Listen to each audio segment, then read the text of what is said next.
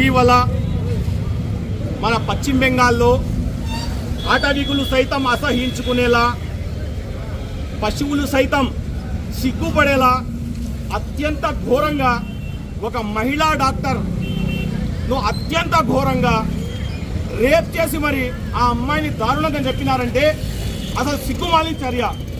ఆ అమ్మాయికి రేప్ చేసి చంపడమే కాక ఆ కేసును ఎలాగో ఒక విధంగా ఆ కేసుని ముయించేసేయాలని ఆ అమ్మాయి ఆత్మహత్య చేసుకుందని ఆత్మహత్యగా ఆ కేసును చిత్రీకరించి ఆ కేసులో పాల్గొన్న బడాబాబుల పిల్లల పేర్లు బయటికి రాకుండా సిగ్గు లేకుండా అక్కడి ప్రభుత్వాలు కాపాడుతున్నాయంటే సిగ్గుమాలిన చర్య.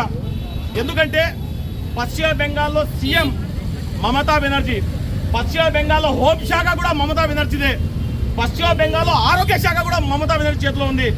ఉన్న తర్వాత కూడా అసలు దోషులు ఎవరో పట్టించుకోకుండా, సీసీ కెమెరాలో దోషులు ఎంతమంది దూరారో తెలియకుండా తప్పించుకున్న వాళ్ళ సంగతి ఏంది?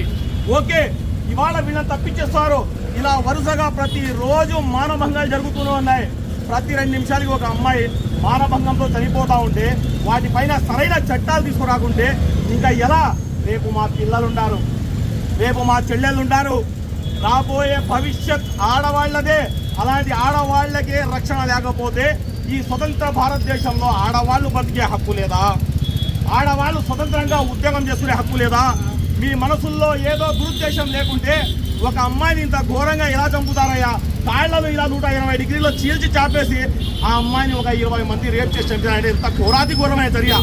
నేను ప్రభుత్వాన్ని డిమాండ్ చేస్తున్నా, ఈ రాష్ట్ర ప్రభుత్వాన్ని కానీ కేంద్ర ప్రభుత్వాన్ని కానీ వీటిపైన కఠినమైన చట్టాలు తీసుకొచ్చి అమ్మాయి వైపు తప్పుగా చూడాలన్నా కానీ భయపడే విధంగా కఠినమైన చట్టాలు తీసుకొచ్చి ఇలాంటి రేపుల్ని అరికట్టాలని నేను ఆ అమ్మాయి ఆత్మసాక్షిగా నేను కోరుకుంటూ మరొకసారి